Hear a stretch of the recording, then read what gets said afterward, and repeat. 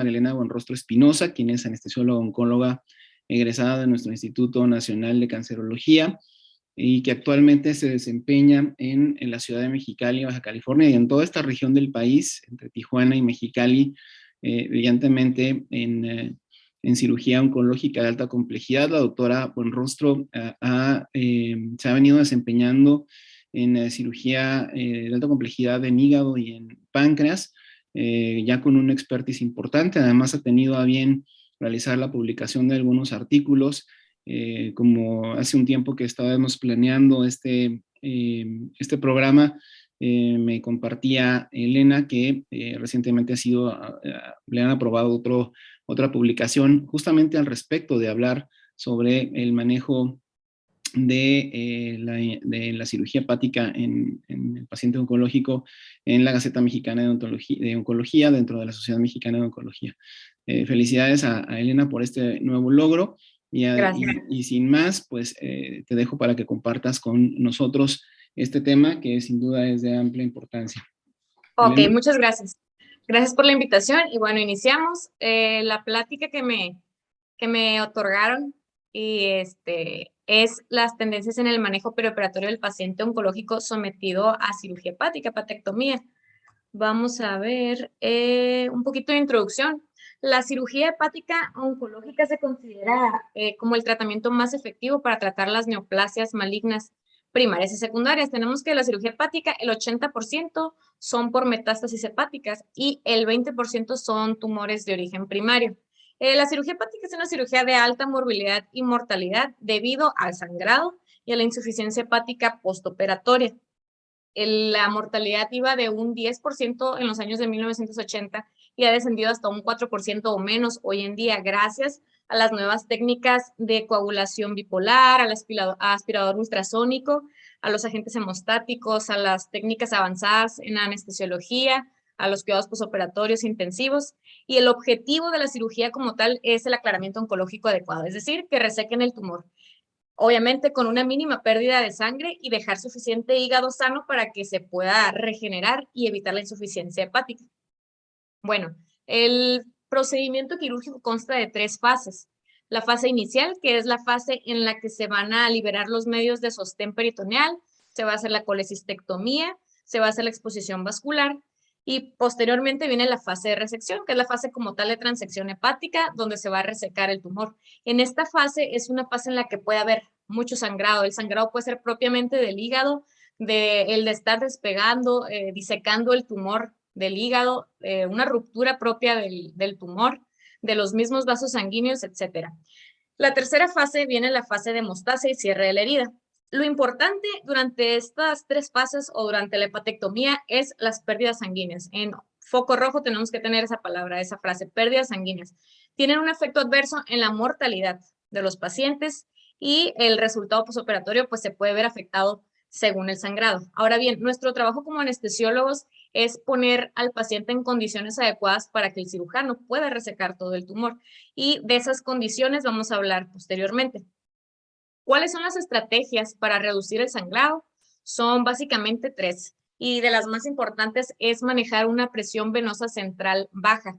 Está demostrado que estadísticamente significativo que si hay una presión venosa central mayor a 5, va a haber mayor sangrado y mayor mortalidad. Por lo tanto, nuestra primera tarea en la primera etapa va a ser bajar PVC. La segunda estrategia para reducir el sangrado va a ser el uso de antifibrinolíticos, como es el ácido tranexámico. Y la tercera estrategia es utilizada por los cirujanos, son las técnicas de oclusión vascular. Bueno, entonces, la literatura, la evidencia nos dice que tenemos que bajar la presión venosa central. Este artículo donde Wei Dong y colaboradores nos muestran un conjunto de 50 pacientes, de los cuales son sometidos a hepatectomía y se busca bajar la presión venosa central. Se dividen en 2 grupos, 25 pacientes se les baja presiones de 2 a 4 y los otros 25 pacientes se manejan presiones venosas centrales normales o al menos no que lleguen a menos de 4. Se evalúa en ellos el sangrado pre-hepatectomía, transhepatectomía y poshepatectomía, como podemos ver aquí en la tabla 4, y se ve que el total de sangrado es menor en el grupo que manejaron presiones venosas centrales bajas. Entonces, el resultado y la conclusión que arroja este estudio es que mantener PVCs debajo de 4 ayuda a disminuir las pérdidas de sangre, además acorta la duración de estancia hospitalaria y no tiene efectos perjudiciales sobre la función renal. O sea, para el que piensa que PVCs bajas me va a afectar la función renal, no, no es así. Este otro artículo es una revisión en donde Huntington y colaboradores analizan estudios prospectivos de los últimos 20 años, donde buscan cuáles son las estrategias que mejor ayudan a disminuir el sangrado durante las hepatectomías. Ellos concluyen y encuentran que bajar la PVC y las maniobras de oclusión vascular son los métodos más efectivos para disminuir el sangrado y hacen hincapié en que la PVC se tiene que mantener entre 2 y 5 milímetros de mercurio. Bueno, ahora bien, ya sabemos, la evidencia nos dice que la PVC tiene que estar baja, que es lo más importante que tenemos que hacer, que es nuestra labor o nuestra tarea. ¿Cuáles son las estrategias que vamos a utilizar para bajar esta PVC? Van a ser las siguientes. Número 1, la posición de Trendelenburg. Tener al paciente con la cabeza 15 grados debajo de las piernas disminuye el flujo sanguíneo de craneal a caudal y favorece que haya menos presión en la vena cava. Entonces, número 1, tener al paciente en Trendelenburg. La presión positiva al final de la expiración aumenta la presión venosa central. Entonces, durante la etapa de transección hepática, se puede omitir el uso de PIP. Y como tercera y más importante es la restricción hídrica, la administración mínima de fluidos. Está demostrado que una velocidad de infusión de líquidos de 75 mililitros por hora no va a perjudicar la función renal del paciente y sin embargo sí va a ayudar de manera significativa a reducir el sangrado. Así que la administración mínima de fluidos es mandatoria.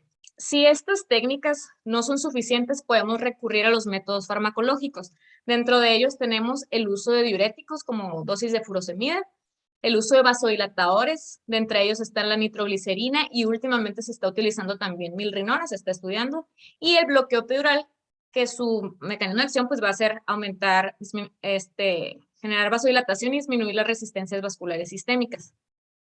Bueno, este artículo es un artículo reciente del año 2021, en donde se compara el uso de milrinona versus nitroglicerina para bajar la presión venosa central durante hepatectomía. En este artículo, Penyang y colaboradores hacen de manera aleatoria, dividen a un grupo de 52 pacientes. A uno se les administra milrinona a una velocidad de infusión de 0.5 microgramos kilo minuto y al otro grupo se le administra nitroglicerina de 0.2 a 0.5 microgramos kilo minuto. En ellos se evalúan las presiones venosas centrales y los resultados que se obtienen y las conclusiones a las que llegan es que milrinona también es muy efectiva para bajar PVC y a favor que tiene una mejor hemodinámica comparada con nitroglicerina. Además, milrinona puede reducir la cantidad de sangrado y en los tiempos de oclusión vascular se vio que el grupo de milrinona tenían menos tiempo, o sea, el Pringle duraba menos. Sin embargo, aunque tenga mejor hemodinámica, no quiere decir que la nitroglicerina nos vaya a chocar o a hipotensar a nuestros pacientes. Las titulaciones de norepinefrina fueron similares en ambos grupos, no hubo diferencia. Entonces, una precaución importante al reducir la PVC es que posiblemente necesitemos tener a la mano agentes vasopresores. De hecho, la mayoría de los pacientes los tenemos restringidos hídricamente, los tenemos con bloqueo peridural, lo tenemos con hipnóticos hasta el tope, todo para bajar la PVC. Entonces, en ellos, después de la inducción, la mayoría van a hacer hipotensión. Hay que tener a la mano nuestros vasoconstrictores o inotrópicos y estar ajustando las velocidades de infusión de modo que se alcancen nuestras metas en tensión arterial sistólica y tensión arterial media. Ok, entonces el primer punto como anestesiólogos de una cirugía hepática es bajar PVC para disminuir el sangrado. Segundo punto, uso de antifibrinolíticos para bajar el sangrado. ¿Qué dice la literatura? La literatura nos comenta, por ejemplo, en este artículo, en el que usan ácido tranexámico parenteral para cirugía hepática por tumores. En al grupo A, que es un grupo al que se le administra ácido tranexámico 500 miligramos previo a la cirugía, posteriormente se les está administrando 250 miligramos cada 8 horas por 3 días y se evalúa el sangrado y la necesidad de transfusiones. En el grupo B no se administra ningún antifibrinolítico. Y el resultado que obtuvieron, como podemos ver en esta tabla, que tuvo significancia estadística, es que es menor el sangrado y es menor la cantidad de paquetes globulares requeridos en el grupo con ácido tranexámico. Entonces, esto apoya el uso de antifibrinolíticos. Este otro artículo es un artículo también reciente, en donde se busca básicamente lo mismo, ¿no? Buscar qué impacto tiene el ácido tranexámico, en este caso en metastasectomías, en cirugía hepática por metástasis de cáncer de colon, y se encuentra el mismo resultado. Ácido tranexámico intraoperatorio puede ser un método eficaz para reducir la transfusión sanguínea en las hepatectomías por metástasis hepáticas en cáncer colorectal. Bueno, ahora vamos a pasar al tercer tema que va a ser las maniobras de oclusión vascular o maniobras de Pringle, porque fueron descritas por el doctor Pringle.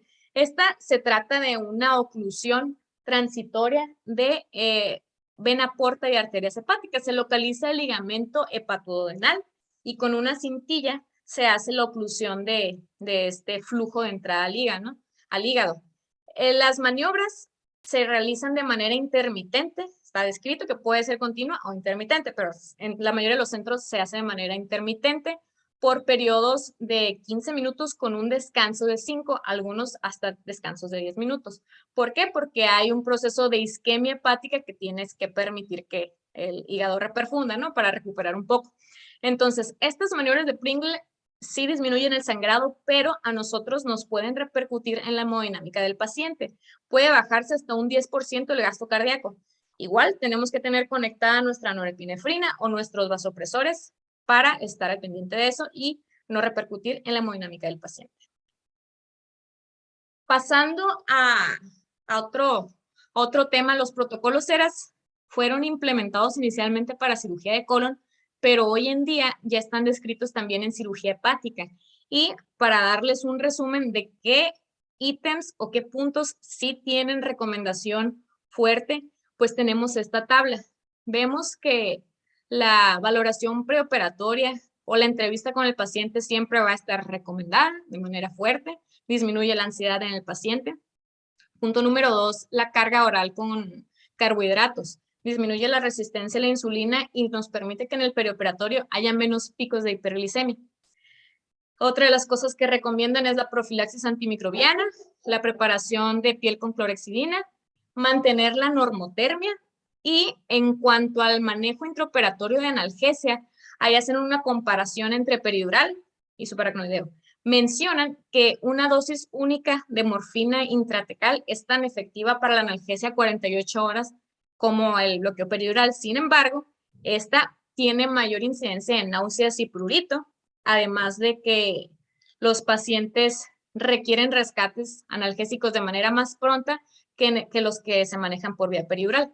Además, hay que tener cuidado si son pacientes ancianos, si son pacientes con EPOC u obesidad, el desarrollo de apneas o de hipopneas. Bueno, otro punto sería la prevención de náusea y vómito posoperatorio, mantener PVCs bajas durante la resección hepática, ya hemos estado hablando de eso durante la plática, y cuando sea posible, cirugía mínimamente invasiva. La hepatectomía laparoscópica es excelente, además disminuye el sangrado del hecho de tener un neumo, la misma presión negativa sobre el hígado hace que sangre menos, entonces es excelente el manejo de laparoscopía de hepatectomía. Tenemos también evitar el uso de sondas nasogástricas y la analgesia multimodal para la analgesia postoperatoria. Ok, ¿y qué dice la evidencia? La evidencia de ERAS en cirugía mínimamente invasiva de hígado dice que es efectiva, disminuye la estancia hospitalaria en un promedio de 2.2 a 2.5 días, así como las complicaciones postoperatorias, y permite que el paciente retorne a su vida o a su función inicial de manera más rápida. Acá tenemos otro artículo. Este artículo es un metaanálisis en los que se evalúan los protocolos ERAS en cirugía hepática. Y de igual forma se encuentra que son seguros, no incrementan la mortalidad ni la readmisión hospitalaria.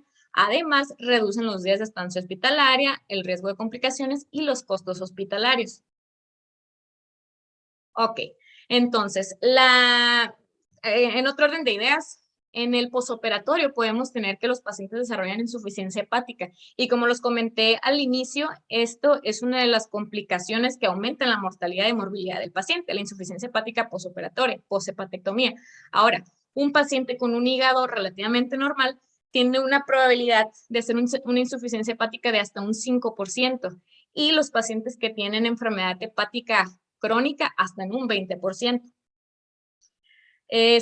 Vamos a repasar o vamos a ver 3 casos clínicos para repasar lo que es el manejo en hepatectomía. Tenemos aquí el primer caso, que es una paciente femenino de 69 años con diagnóstico de hepatocarcinoma y además ella tiene el antecedente de cirrosis hepática asociada a hepatitis C hace 11 años. A ella se le dio manejo, se le dio tratamiento médico, ya no tiene hepatitis C, pero se quedó con cirrosis hepática. Ella es candidata a hepatectomía derecha y es clasificada Child-Pugh A. Y bueno, ingresa a sala con una hemoglobina de 11.4, se le da anestesia general balanceada, se le coloca un bloqueo peridural torácico y evidentemente se requiere de monitoreo invasivo de catéter venoso central para monitorizar la presión venosa y de línea arterial. Se hace una inducción intravenosa con los medicamentos que vemos acá. El mantenimiento es con Ceborane, infusiones de sufentanil, dexmedetomidina, lidocaína y se administra dosis por el catéter peridural de lidocaína. Se alcanza una profundidad hipnótica adecuada, se administra el ácido tranexámico en la inducción y con ella logramos bajar nuestro primer objetivo, que es bajar PVCs, ¿no? Se logra bajar a 2 o 3 a través de la restricción hídrica, de diuréticos y de aumentar nuestros hipnóticos, poner dosis por el peridural, etc. Con ella estuvimos titulando norepinefrina de 0.05 a 0.1 como máximo, todo con la finalidad de tener buenas tensiones arteriales medias. Durante la transección hepática, importante, con ella no se realizaron maniobras de oclusión vascular. ¿Por qué? Porque como lo dije anteriormente, pacientes con enfermedad hepática crónica tienen más riesgo de falla hepática posoperatoria. Entonces, se platicó y se vio la posibilidad de que se realizara sin maniobras de Pringle. Y sí, la paciente, pues, al momento de operar, se pudo hacer sin maniobras de Pringle, entonces eso fue excelente. La reanimación se hizo con 3.500 mililitros de cristaloides, 4 unidades globulares, un plasma fresco y albúmina. Tuvo un buen gasto urinario. El sangrado fue de 600 con una duración quirúrgica de 5 horas. Se extuba sin complicaciones y pasa a monitorización a cuidados posoperatorios. Estas son las gasometrías del transoperatorio. Como vemos, pues hay una tendencia a la acidosis. El lactato se eleva. El lactato final fue de 6.6. Y bueno, el hematocrito está mayor al final porque estuvimos transfundiendo los paquetes globulares. Estas son unas imágenes del hígado, de la hepatectomía derecha. Acá tenemos las gasometrías en el posoperatorio. Vemos que a las 16 horas del posoperatorio ya está un poquito más normal la cuestión ácido-base. Y el lactato mejoró muchísimo, ¿no? El lactato de 1.9. La paciente se da alta a su domicilio a los 5 días. Bueno, el segundo caso es muy interesante porque es de un pacientito ya mayor, 74 años. Él es sometido a hepatectomía derecha también por metástasis hepáticas, por un cáncer de colon. Bueno, él fue valorado por medicina perioperatoria.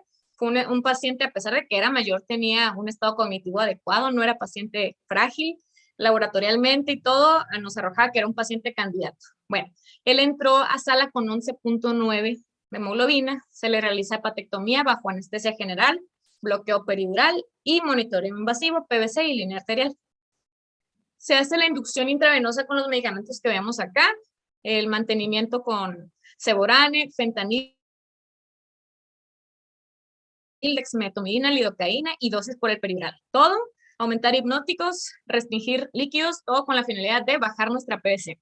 Se administra dosis de ácido tranexámico, se baja la PVC de 4 a 5 y inicia la cirugía. Algo importante con este paciente es que hubo un momento en el que sangró abrupto y masivo. Hubo un momento de choque hipovolémico, la tensión arterial media estaba entre 20 y 45, la norepi se tituló de 0.05 hasta 0.2, en lo que se iniciaba la reanimación, en lo que hacía efecto. De hecho, se requirieron 3 bolos de vasopresina. Bueno, respondió adecuadamente a la reanimación hídrica con paquetes globulares y se pudo retirar la norepinefrina, se pudo terminar el procedimiento exitosamente. Tuvieron que realizarle 5 Pringles con una duración total de 50 minutos. La reanimación con él se hizo con 2.5 litros de cristaloides, 3 unidades globulares, un plasma, gasto urinario fue adecuado y sangró 2.000 mililitros con una duración quirúrgica de 4.5 horas. El paciente se extubó y aquí tenemos unas imágenes de las piezas quirúrgicas, dos imágenes. Luego, tenemos acá el paciente, pues nos dio permiso de tomarle una foto, alta a su domicilio a los 5 días. Y por último vamos a tener el caso número 3. Este es un caso muy interesante porque es una paciente de 64 años con un primario, un hepatocarcinoma, pero ella tiene el antecedente de enfisema pulmonar e hipertensión de la arteria pulmonar. Es hipertensa además, ¿no?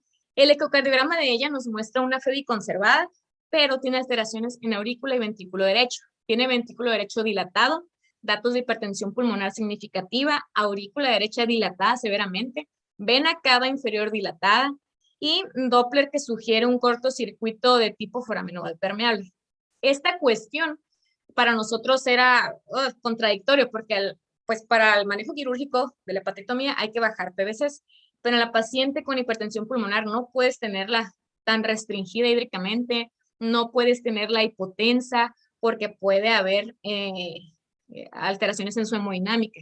Bueno, ella entró con hemoglobina de 10, pero cabe decir que ella primeramente ingresó con 6.6 de hemoglobina porque tuvo ruptura del tumor, entró anémica, se transfundió y antes de entrar a quirófano pues ya le teníamos los 10 de hemoglobina. Bueno, ingresa a hepatectomía derecha bajo anestesia general balanceada con monitoreo invasivo, PVC y línea arterial.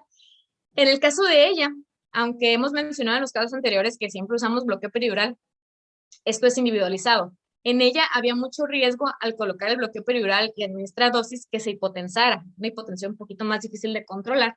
Y en el caso de que se hipotensara, no lo pudiéramos controlar, teníamos riesgo de una crisis de hipertensión pulmonar. Entonces decidimos no colocarle bloqueo peridural.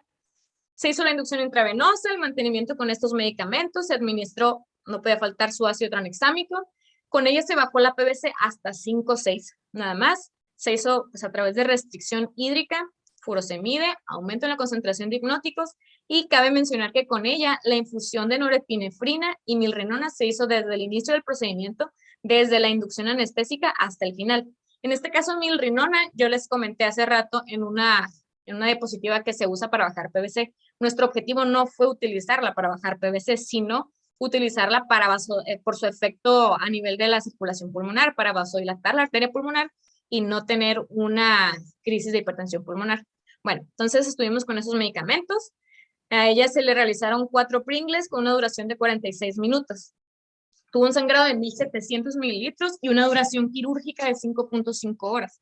Cabe decir que cuando se pueda, en las hepatectomías, por la reanimación hídrica que a veces es muy agresiva y tienen riesgo de edema de pulmón, sobre todo ella, con ella se habló desde un principio que había mucho riesgo de falla cardíaca en el transoperatorio por la cuestión cardíaca. Bueno, con ella se hizo ultrasonido pulmonar cada hora buscando datos de congestión pulmonar y no hubo datos, ¿no? La reanimación hídrica fue menos agresivo, fue solo 1 litro de cristaloides, pero sí se administraron bastantes paquetes globulares porque los necesitaba. Fueron 6 unidades globulares, 2 plasmas. Bueno, con ella se extubó y pasó a terapia intensiva con apoyo de norepinefrina a dosis bajas. Aquí tenemos unas imágenes, a ver, es un video. Bueno, la verdad no sé. Ahí tenemos un hígado cortito, un hígado que no sangra gracias a que bajas la PVC, gracias a que tienes síguele, pero la parte para no entrar a partes peligrosas, repito, ya no estamos en partes peligrosas. Entonces, realmente el sangrado viene al momento de retirar el tumor, de manejar y manipular arterias y venas hepáticas, no tanto al cortar el hígado, gracias a la PVC baja. Tenemos aquí las otras imágenes ya del hígado derecho, el hepatocarcinoma, que tenía una longitud, bueno, una medida de 15 por 15 centímetros, era grande. Aquí vemos otro video, ya cuando sale el tumor, ¿no? Fue bastante el sangrado y bueno, ok, estas son las gasometrías de la paciente durante la reanimación y posterior a la reanimación. Con ella vemos que la hemoglobina estaba en 7.4 y la última, después de los 6 paquetes globulares, no salió la hemoglobina en la gasometría, pero se le solicitó una BH. Nos arrojó 13.6 de hemoglobina, lo cual es falso. La paciente estaba hemoconcentrada porque no le pudimos hacer una reanimación agresiva, le faltaba volumen por la cuestión cardíaca. Y algo que quiero comentar con esto es que los pacientes que pasan hepatectomías, al tú bajarles la PVC, los tienes restringidos hídricamente, entonces están hemoconcentrados. Al momento de sangrar, pues tú ves una compresa, 2 compresas, dices, ah, no fue mucho, pero sí, realmente sí afecta el hematocrito porque está sangrando hemoconcentrado. Entonces, al momento de ver tus gasometrías, dices, pues si no veo tanta sangre ahí, ¿por qué está tan repercutido? Es por eso, porque están sangrando hemoconcentrados. Una vez que ya subes PVC y reanimas, pues ya no, el sangrado es normal. Aquí tenemos que a la paciente se le retiró la norepinefrina a las 24 horas y se dio de alta de terapia intensiva a las 48 horas. También nos permitió tomarle una foto, se dio alta a su domicilio a los 10 días. Entonces, las conclusiones que llegamos es que las hepatectomías, las pérdidas de sangre se asocian a mortalidad posoperatoria. Es importante y es vital bajar la PVC para reducir el sangrado. Sin embargo, esto lo tenemos que equilibrar con el riesgo de hipoperfusión orgánica por hipotensión y tener siempre estrategias tempranas para mantener la estabilidad cardiovascular, siempre conectada a la norepinefrina desde un inicio, tener todo cargado y no andar a las carreras o no permitir y decir, ah, ahorita sube la presión. No, a vasopresor desde el inicio, no le metas líquidos porque si le metes líquidos sube PVC y les va a sangrar al momento de operar. Hay que bajar la PVC, eso es el mensaje para que los cirujanos puedan realizar adecuadamente su trabajo. Aquí se podría decir que es 70-30. La cirugía es 70-30, 70% es el manejo anestésico, 30% es el manejo quirúrgico. Si nosotros no bajamos PVC, no ponemos las condiciones, el cirujano no puede trabajar. Los elementos clave para tener buenos resultados va a ser seleccionar cuidadosamente a los pacientes y tener las técnicas para reducir las pérdidas sanguíneas. Siempre es bien importante una adecuada comunicación con el equipo, participar de lo que está sucediendo entre cirujanos y anestesiólogos. Muchas gracias.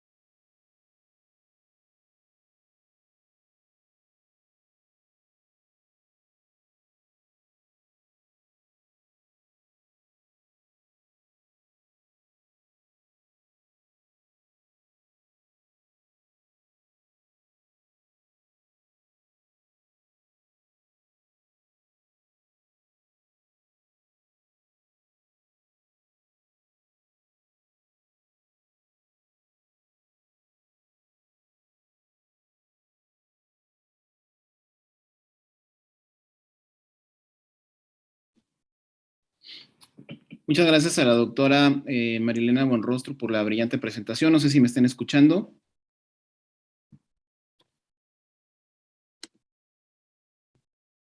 ¿Sí me escuchan?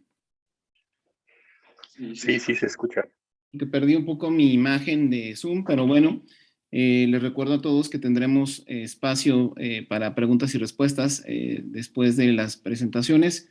Gracias a la doctora Buenrostro por esta brillante presentación. Creo que fue muy didáctica en cuanto a los 3 casos que nos compartió y ya al final tendremos oportunidad para desarrollar el esquema de preguntas y respuestas. Siguiendo con el programa, no sin antes recordarles que accesen a los links que están en el chat para poder comprobar asistencia. Les recuerdo que esta será la manera de comprobar la asistencia específica en cuanto a la reunión. Continuaremos con el programa ya desarrollado y tengo el gusto de presentar a ustedes al doctor Arturo Vázquez Peralta. Arturo, ¿me escuchas? Sí, doctor.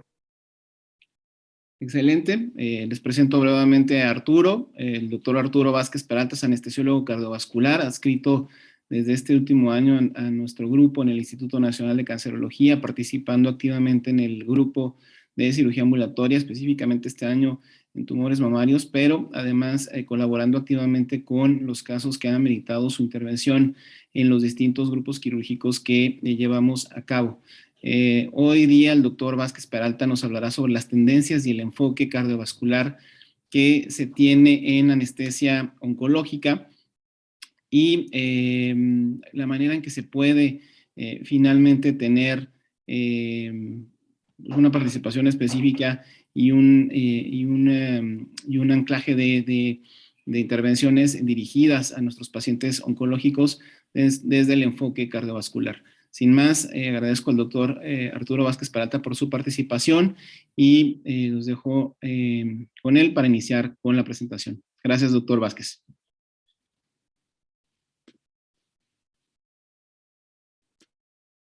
Gracias. Buenas tardes. ¿Me escuchan ahí? Sí, te escuchamos. Listo. Muchas gracias. Agradecer al doctor Luis Cuellar, tanto por la invitación y la presentación. Entrando en materia, vamos a hablar de las tendencias más importantes o que se han suscitado últimamente y dándole el enfoque cardiovascular a la anestesia oncológica. Para fines de la plática no presenta conflicto de intereses.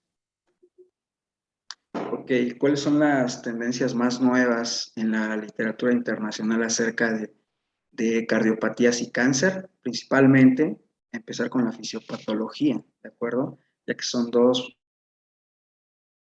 enfermedades, dos patologías que se sinergizan. Hablar un poco de la disfunción cardíaca relacionada a la quimioterapia, que realmente pues no es más que la cardiotoxicidad, que es lo que dicen las nuevas guías de cardio-oncología, una subespecialidad emergente en México, pero no tan nueva en Europa y América. ¿Cuáles son los principales fármacos cardioprotectores previo, durante y posterior a una anestesia de este riesgo? ¿Cuáles son las tendencias en ecocardiografía perioperatoria? Y claro, aterrizándola a nuestros recursos que tenemos en México. Quiero hablar un poquito de MINS, ya que es una entidad un poquito desconocida para muchos de nosotros, pero que se nos pueden presentar en sala de recuperación y mucho más en este grupo de pacientes. ¿Qué hay acerca de COVID-19? El daño cardiovascular a largo plazo. ¿Y por qué puse acerca de ECMO en pacientes oncológicos? Todo lo que leamos acerca de ECMO y pacientes oncológicos prácticamente nos vamos a encontrar que están contraindicados, pero con la creciente incidencia de tromboembolia pulmonar masiva, con todos estos factores de riesgo, ECMO puede ser una terapia puente bastante importante. Como ven, son bastantes tendencias y objetivos, pero solamente para fines de 30 minutos voy a hablar de las que tienen mayor impacto en la mortalidad y qué podemos hacer para mejorar la supervivencia de estos pacientes. Ok, imaginemos que este es el sistema cardiovascular de un paciente oncológico, ¿de acuerdo? Entonces le vamos a agregar comorbilidades: hipertensión arterial, diabetes mellitus, aterosclerosis, dislipidemia. ¿Qué más le vamos a agregar? Que este corazón va a empezar con una adaptación metabólica cardíaca, se van a empezar a producir especies reactivas de oxígeno, estrés oxidativo, y entonces va a haber una alteración en la administración de nutrientes al corazón. El tumor propiamente va a hacer una remodelación metabólica, el tumor va a jalar todos los nutrientes que se puedan.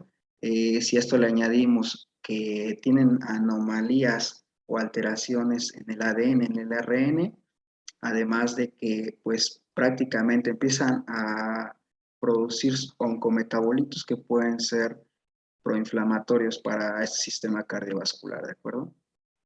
Ya llevamos 3 cosas importantes que se le agregan, y aparte las terapias sistémicas, que no solamente incluyen la quimioterapia, sino las terapias blanco, la terapia endocrina, la inmunoterapia, que también afectan de manera directa tanto al corazón como al sistema vascular. Radioterapia, se ha descrito que dosis mayores de 10 Grays, por ejemplo, los pacientes de cáncer de mama, o mayores de 35 Grays, van a afectar directamente a las válvulas, al miocardio o al sistema vascular también. Y COVID-19, una enfermedad que ya conocemos ampliamente, es una enfermedad proinflamatoria y protrombótica. Entonces, si todo esto lo ponemos en una mezcladora, pues entonces nos van a aparecer muchas nubes negras, ¿de acuerdo? ¿Cuál es la primera? Lesión isquémica. ¿Qué tipo de lesión isquémica? Tipo 2, cuando hay un desbalance entre el aporte y el consumo, que generalmente es el tipo de infarto que este tipo de pacientes presentan. Una disfunción ventricular. Lo más frecuente es que nos encontremos con disfunción ventricular del lado izquierdo de tipo sistólico, pero también nos podemos encontrar diastólico o disfunción del lado derecho, que es uno de los hallazgos más importantes que hemos encontrado en el hospital. Miocarditis, los pacientes que reciben inmunoterapia son bastante frecuentes que lo presenten. Hipertensión arterial pulmonar, en los pacientes que empiezan a tener falla derecha, hay que tomarlo como una medida indirecta de hipertensión arterial pulmonar. Arritmias, es importante hacer énfasis en el control electrocardiográfico e ir directamente a buscar el segmento QT, ver si hay trastornos de la repolarización y pues por qué no prepararnos en caso de que tengamos alguna arritmia ventricular, principalmente puntas torcidas. El sulfato de magnesio hasta el carro de paro no suena descabellado para estos pacientes. Y tromboembolia pulmonar.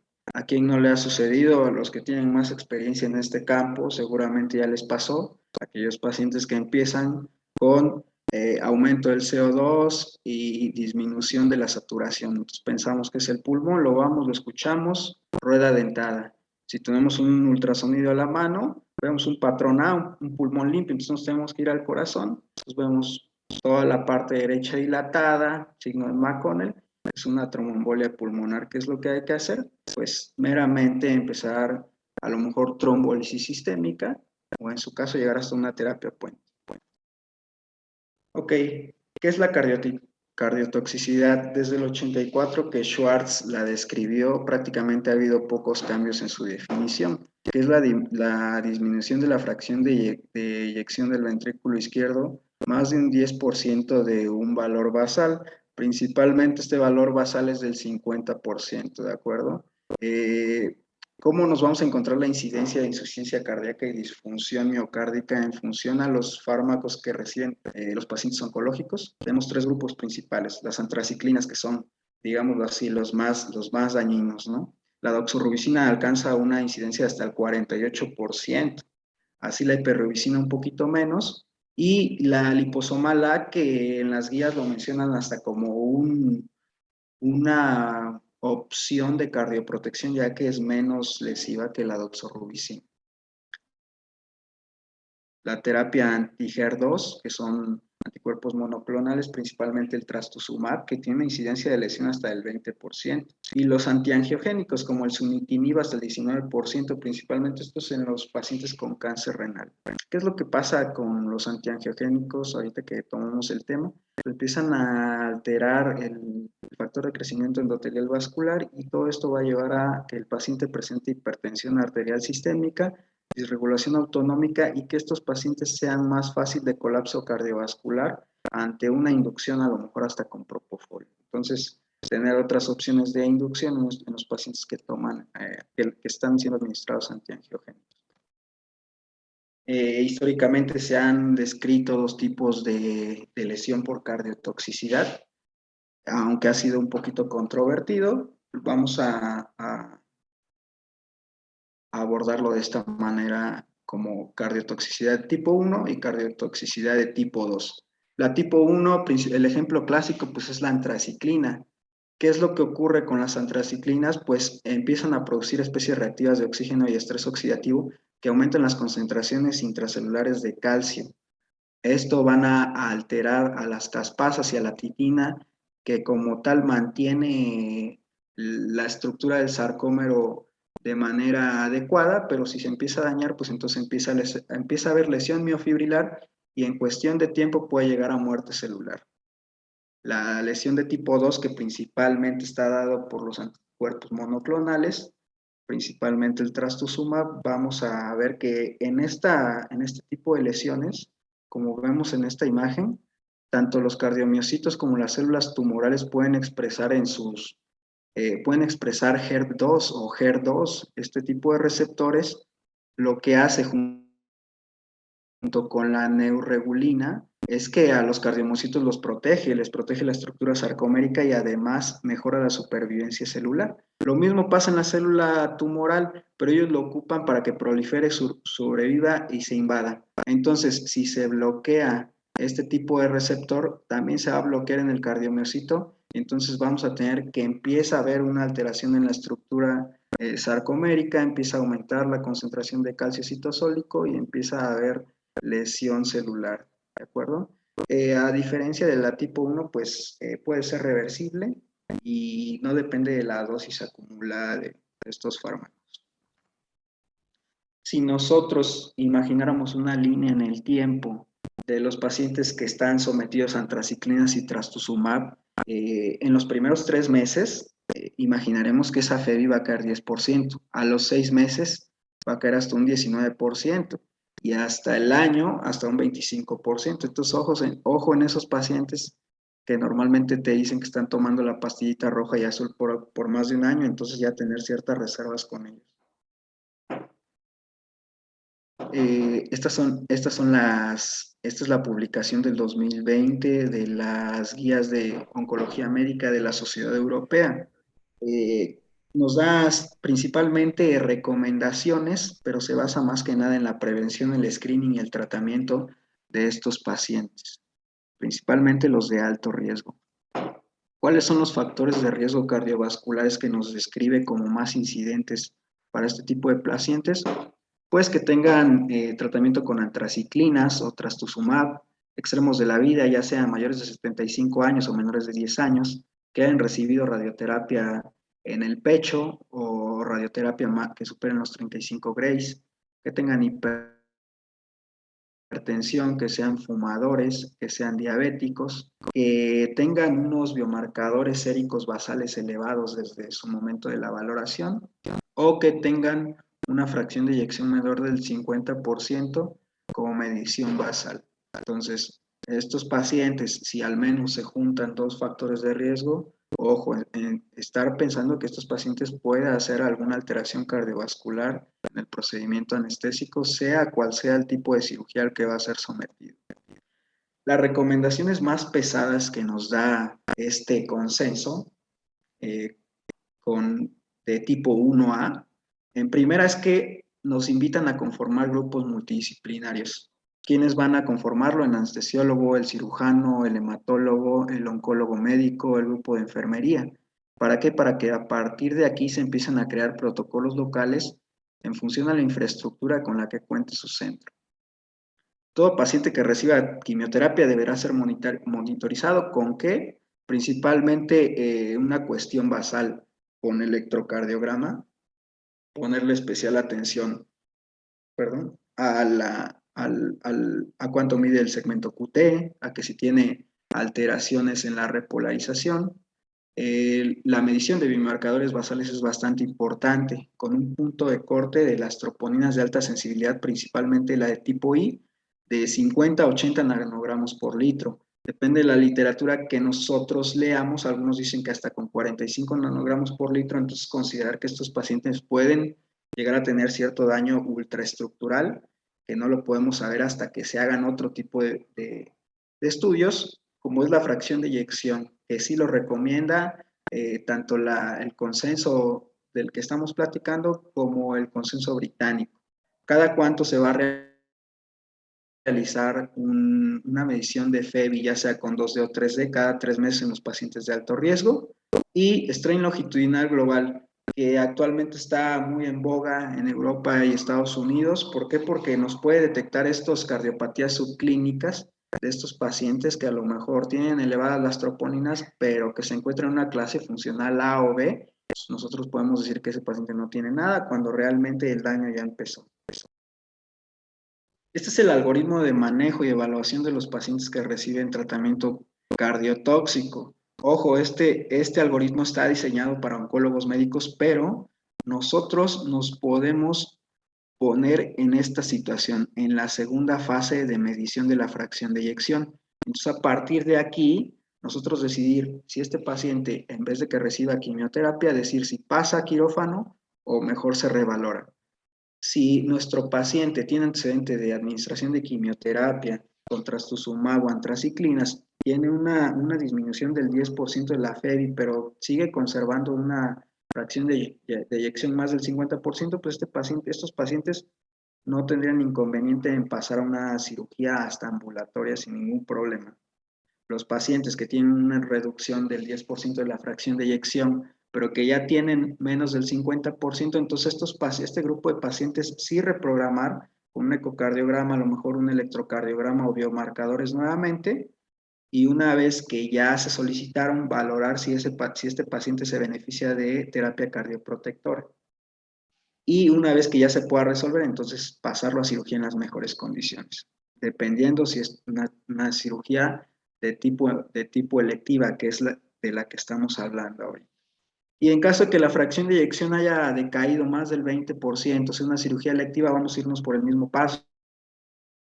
Si es una cirugía de urgencia, entonces sí se recomienda un monitoreo invasivo y a lo mejor hasta administración de vasopresor durante el transanestésimo.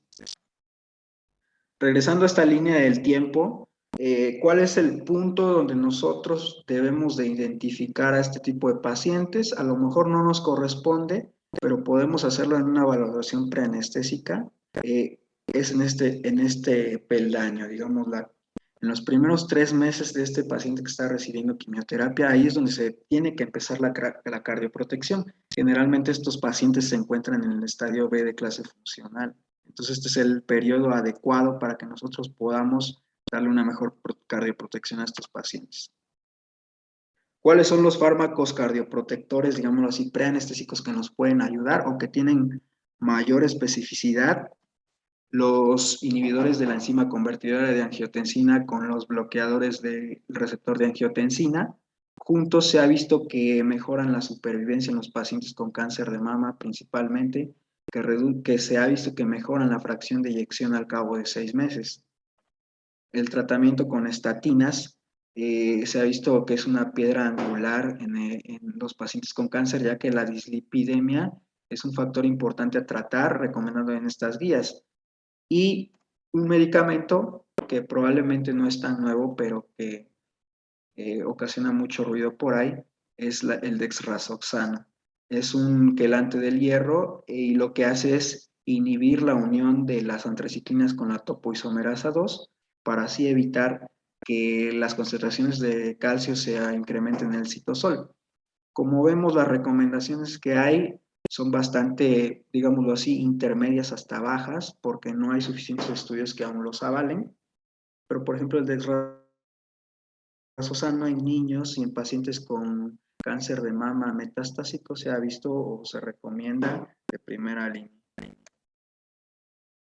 Este es el manuscrito de la Sociedad Británica de Ecocardiografía y en este manuscrito nos vamos a encontrar las principales recomendaciones acerca de la valoración ecocardiográfica transtorácica. Una vez que lo leemos, pues nosotros a lo mejor si no estamos familiarizados con lo que es la ecocardiografía transtorácica o transesofágica, pues es bastante complejo entenderle. ¿Qué nos recomienda como tal para los pacientes de alto riesgo realizar? Al menos medición de fracción de eyección en 2D, en 3D o el strain longitudinal global. Como ya les había comentado un poquito el strain longitudinal, recordando más o menos el modelo de Torren-Wasp de cómo se mueve el corazón, tenemos que tiene 3 tipos de fibras musculares, unas longitudinales, unas horizontales y posteriormente las que están afuera son radiales. En un primer tiempo hay un acortamiento entre las longitudinales y horizontales, que es la sístole, y cuando se contraen las radiales es la diástole, que ya conocemos actualmente que es un periodo activo que gasta ATP. Entonces lo que hace el strain longitudinal es que mide la deformación de estas fibras en cada tiempo de cada contracción y nos da un estimado de un valor. Lo normal de strain en los pacientes es que sea de menos 18 a menos 25. En los pacientes que tienen un valor más positivo se considera que pueden tener un daño ultraestructural. Es un poquito complejo de manejar ya que se necesitan ecocardiógrafos cuantitativos, cuando realmente a lo mejor la mayoría o los pocos que tenemos acceso a ellos pues son meramente cualitativos.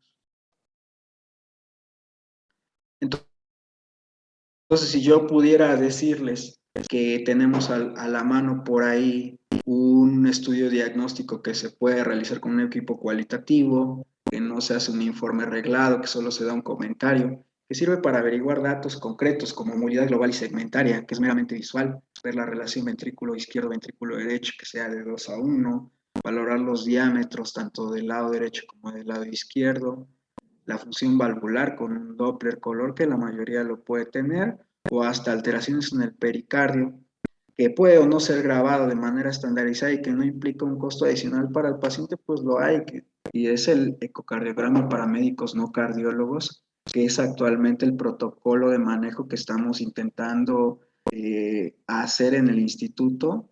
¿Para qué? Para impactar de manera positiva sobre la supervivencia de estos pacientes. Entonces, ¿cómo lo realizamos? Tenemos principalmente 4 ventanas. ¿Cuáles son los que más nos importan? Guiándonos un poquito o acercándonos un poquito al protocolo Roche de urgencias, vamos a utilizar el área paraesternal izquierda, el área apical y el área subcostal, ¿de acuerdo? En el área paraesternal vamos a colocar nosotros el transductor en el tercer espacio intercostal con la muesca dirigida hacia la clavícula del lado derecho. Pues vamos a tener la primera imagen, que prácticamente estamos cortando al corazón en su eje largo. Aquí tenemos al atrio del lado izquierdo, válvula mitral. Este es el ventrículo izquierdo y esta es la válvula aórtica. Y esta es la aorta y este es el ventrículo derecho. ¿Qué valoramos aquí? Movilidad global y segmentaria, pericardio, válvula aórtica, válvula mitral y un poco de ventrículo derecho. Si nosotros giramos la muesca hacia la clavícula del lado contralateral, digámoslo así, siguiendo las manecillas del reloj, entonces nos vamos a encontrar con el eje corto del corazón. Como vemos aquí, lo estamos partiendo en eje corto al corazón. Entonces vamos a tener aquí al ventrículo izquierdo de una forma redonda y al ventrículo derecho como una semiluna. ¿De acuerdo? ¿Qué vamos a valorar aquí? Esta es la ventana más importante para que nosotros valoremos movilidad segmentaria. ¿De acuerdo? Más adelante les voy a explicar cómo lo realizamos de una manera visual más fácil. Y la ventana apical, que prácticamente nos puede dar un 4 cámaras o un 2 cámaras, bastante importante para hacer mediciones de la fracción de eyección. El 4 cámaras pues es una imagen en espejo. El lado izquierdo se encuentra el derecho y al revés, ¿de acuerdo? Entonces, ¿qué vamos a valorar aquí? Que el septum esté lineal, que el ventrículo sea el izquierdo sea 2 veces mayor que el derecho, que los atrios no estén dilatados, que el pericardio no tenga agua alrededor y que la contractilidad sea homogénea de todos sus segmentos. Como vemos, con prácticamente 3 ventanas nosotros podemos identificar bastantes cosas, no siendo expertos en ecocardiografía. Rápidamente les voy a explicar cómo se saca una fracción de eyección por método de Simpson. Lo que vamos a hacer es que vamos a sacar 4 cámaras, que es en la ventana apical. Este lo vamos a localizar en el sexto espacio intercostal con la muesca dirigida hacia el lado izquierdo del paciente. Normalmente por debajo del pezón lo vamos a encontrar. Algunos ecocardiógrafos ya traen el preset de medición de los segmentos. Lo único que vamos a hacer es delimitar el endocardio, tanto en sístole como en diástole, asimismo del 4 cámaras y del 2 cámaras, ¿de acuerdo? Posteriormente a esto, el ecocardiógrafo nos va a dar el volumen por la suma de los discos. Entonces vamos a sumar nosotros el volumen diastólico final, tanto del 4 cámaras como del 2 cámaras, menos el volumen sistólico final, entre el volumen diastólico final por 100. ¿De acuerdo? Lo normal es que tengamos una fracción de eyección mayor de 50 hasta 70 podemos encontrar que es normal, dependiendo de la literatura que veamos, pero si ya estamos viendo que en el contexto de los pacientes lo que nos importa es determinar los pacientes que tengan FEBIS menores de 50%, es bastante fácil y rápido realizar esta medición. Estamos ahorita haciendo valoración de la función sistólica tanto del ventrículo izquierdo, ahora vamos con la del ventrículo derecho, que es bastante importante. ¿Con qué lo vamos a hacer? Fácil, con una fracción de acortamiento. Lo mismo, vamos a hacer lo mismo del lado derecho, pero en este caso vamos a pedir diámetros, no vamos a pedir volumen. Vamos a medir el contorno del ventrículo derecho, tanto en sístole como en diástole. Hacemos la diferencia entre el diámetro diastólico por 100 y nos va a salir el valor. el valor normal es que el ventrículo derecho se acorte 35% en un eje longitudinal. ¿Por qué quiero hablar del ventrículo derecho? Porque en nuestros hallazgos en el instituto ha sido que los pacientes que reciben quimioterapia con antraciclinas principalmente tienen una fracción de acortamiento del 30%, un ventrículo derecho dilatado, un atrio derecho dilatado, que generalmente nos puede hablar de que hay un aumento en las resistencias vasculares pulmonares.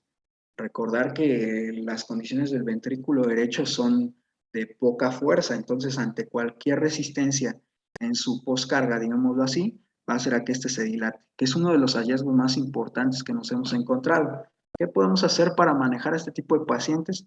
¿Qué les conviene a ellos? Principalmente evitar la hipercapnia. Recordar que el sistema vascular pulmonar como tal en las arterias pulmonares se comporta de manera diferente al cerebral, digamos lo contrario.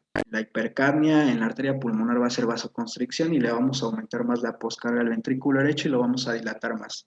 No requieren tanta precarga, no hay que administrarle tantos líquidos a estos pacientes, entonces balances restrictivos y de preferencia o a lo mejor el mismo paciente nos va a pedir el uso de vasopresor, ya sea en bolos. ¿Por qué? Porque la inducción anestésica es el periodo de vasodilatación máximo, a lo mejor de una cirugía, o al menos que el paciente, o sea, una cirugía de alto riesgo de sangrado, pues entonces se va a necesitar en perfusión. ¿Cómo vamos a hacer la valoración de la contractilidad regional? Esto es lo más fácil porque es de manera visual. Solamente tenemos que ver la aproximación de las paredes ventriculares que se hagan en un 50% y que el miocardio esté engrosado al menos un 30%, como vemos aquí. Esta es una medición en una ventana apical, 4 cámaras, ¿de acuerdo? Entonces, si nosotros nos imaginamos un punto imaginario en el medio del ventrículo del lado izquierdo, vemos que sus paredes se acercan a ella en un 50% y que el engrosamiento del miocardio alrededor es de un 30%, entonces podemos inferir de que este paciente tiene una buena función sistólica del ventrículo izquierdo solamente viéndolo. Hay distintas alteraciones, principalmente en los pacientes que están haciendo lesiones isquémicas, como hipocinesia, acinesia y discinesia. ¿Qué quiere decir? Que son movimientos anormales de la pared. Hipocinesia, que se mueve poco, cierto segmento de la pared.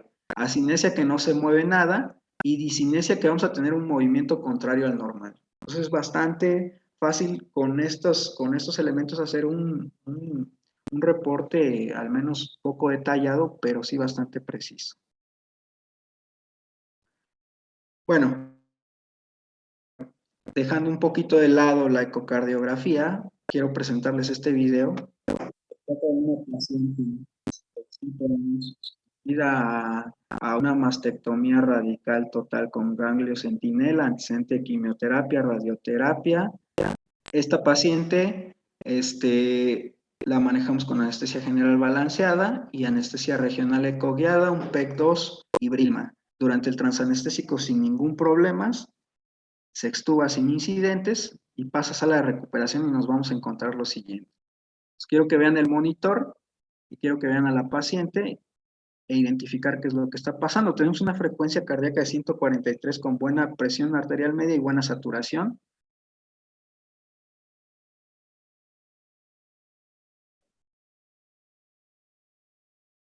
Entonces algún maestro por ahí decía que los anestesiólogos somos tan buenos que hasta el dolor de tipo isquémico quitamos en la recu. Y otro maestro por ahí decía también que ninguna taquicardia en la recuperación hay que considerarla normal. ¿De acuerdo? Este es otro caso clínico que nos encontramos. Un paciente de 31 años sometida a mastectomía con ganglio centinela, antecedente de quimioterapia con antraciclina y trastuzumab por ser HER2 positiva. Durante el transanestésico el único problemita que tuvimos por ahí fueron los accesos vasculares, pero hemodinámicamente durante el transanestésico se comportó bien. Se extuba sin incidentes, también se dio anestesia regional ecoguiada, PEC-1, PEC-2 y Brilma a concentraciones analgésicas. Frecuencias de 20.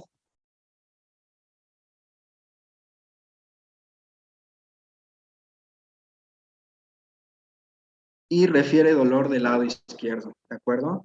Entonces, ¿qué nos podemos imaginar en este tipo de pacientes que está ocurriendo? Pues claramente que todos los factores de riesgo se conjugaron para que nosotros hiciéramos un desbalance entre el aporte y el consumo de oxígeno y probablemente le estuviéramos despertando MINS. Estos pacientes, con ayuda del doctor Cuellar, conseguimos que se le realizaran troponinas, un electrocardiograma. El electrocardiograma prácticamente salieron con bloqueos de hemifascículos, nada importante, y las troponinas salieron en el límite superior, lo que se puede considerar como una lesión isquémica, ¿de acuerdo? Más adelante voy a hablarles un poquito del tratamiento que le dejamos a estas dos pacientes. ¿Qué es MINS? Es una lesión isquémica miocárdica en cirugía no cardíaca. ¿De qué se trata? De un desbalance entre el aporte y consumo, principalmente si lo podemos considerar un infarto tipo 2 o una variante, ¿de acuerdo? Un desbalance entre los factores de riesgo, los factores anestésicos, vasodilatación, disminución del aporte de oxígeno que nos puede llevar a isquemia. Normalmente el hecho de que la paciente tenga MIS no significa que no lo podemos encontrar en el posoperatorio inmediato, sino lo podemos presentar hasta los 30 días. Si nosotros dejamos pasar a este tipo de pacientes, se va a piso, se va a su casa, en 30 días ténganlo por seguro que va a llegar con un infarto extenso a alguna sala de hemodinamia en algún lugar de la región. Desde el 2014 Deverox lo empezó a implementar. Sin duda actualmente es una entidad que ya tenemos que estar trabajando sobre ella, ya que en pocos centros existe el conocimiento de esto y existen pocos protocolos de manejo. Entonces, es una realidad en estos pacientes con cáncer que tienen muchas cardiopatías, pues claramente la incidencia no las vamos a encontrar muy altas. Se desconoce realmente la incidencia real en México de MINS para cirugía no cardíaca, pero a nivel internacional se ha reportado de un 23 hasta un 48%. ¿Por qué no nos damos cuenta? Porque estos pacientes salen sin dolor. Electrocardiográficamente solamente hay cambios en el ST y en el segmento Q hasta en un 14%. Y entonces, pues, ¿qué es lo que más tenemos a la mano? Pues eso, ¿no? ¿Cuáles son los síntomas clínicos más específicos? La disnea principalmente y la taquicardia, ¿de acuerdo? Entonces vamos a ir a atacar esos síntomas y esos hallazgos clínicos que nos podamos encontrar. En contexto oncológico se intentó estudiar el MINS en cirugía de colon y recto. En este estudio de corte retrospectivo de 586 pacientes, tuvo una incidencia prácticamente de 46 pacientes que tuvo MINS en los primeros 30 días posoperatorios. Estadísticamente sus resultados no fueron significativos, por lo mismo de que se trata de un estudio con una poca población. A lo mejor el diseño metodológico dejó un poquito que desear, por lo que nos hace falta seguir estudiando esto en los pacientes oncológicos. ¿Cuál es el manejo que se le debe dar a este tipo de pacientes que empiezan a presentar MINS en el periodo posoperatorio inmediato? Primero, control de la frecuencia. ¿Con qué? Pues con lo que hay, ¿no? ¿Qué es lo ideal? Un beta bloqueador de acción ultra rápida como el esmolol, a dosis de 100 microgramos por kilo, hasta disminuir una frecuencia. Recordar que el corazón del lado izquierdo se llena solamente en diástole. Entonces, si nosotros tenemos taquicardias durante el tiempo diastólico es corto, entonces le vamos a seguir propiciando más isquemia.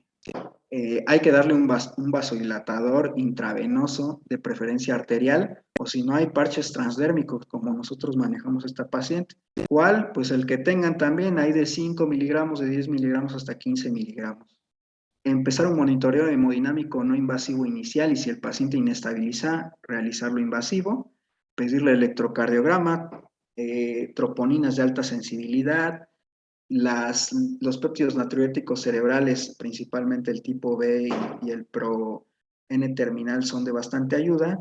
Sacar unos electrolitos para ver alteraciones en la repolarización nos puede ayudar bastante y enviarlo a cardiología ya con un tratamiento antiisquémico dirigido. Entonces, con el simple hecho de hacer esto, nosotros vamos a impactar de manera positiva en la supervivencia de estos pacientes. Ok, ¿con qué voy a concluir? Primero quisiera que se llevaran el identificar a los pacientes de riesgo. Claramente estos pacientes no lo gritan, ¿no? Entonces no es tan difícil realizarlo. Los invito a formar equipos multidisciplinarios en sus centros, asimismo realizar sus propios protocolos con los elementos con los que cuentan, y entonces partir de ahí. Hacer de la ecocardiografía transtorácica una herramienta para nosotros los anestesiólogos. Realmente, como se han dado cuenta, pues no es nada del otro mundo realizar unas 3 ventanas y solamente hacer una valoración visual. Lo ideal es que con la evolución nosotros podamos realizar estudios mejores realizados o a lo mejor llegar hasta estudios más especializados como el strain, que actualmente nos puede ayudar a identificar a anomalías ultraestructurales que ni siquiera con troponinas podemos ver. E invitarlos a investigar las tendencias en sus centros, investigar MINS, cuáles son los tipos de arritmia más frecuentes que tienen, por qué les dan disfunción ventriculares, corroborar con nuestros centros si la disfunción en su centro es más del lado izquierdo, del lado derecho, si la tromboembolia pulmonar es más incidente, etcétera. Entonces, prácticamente todo este conocimiento en México hay que desenterrarlo y agradezco por su atención. Muchas gracias.